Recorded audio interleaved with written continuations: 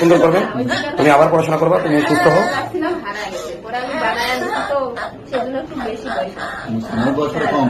না না, আসলে ক্যামেরায় আপনারা বুঝতে পারছেন না হয়তো, ও কিন্তু একেবারে ছোট মানুষ। হ্যাঁ, একেবারে ছোট মানুষ।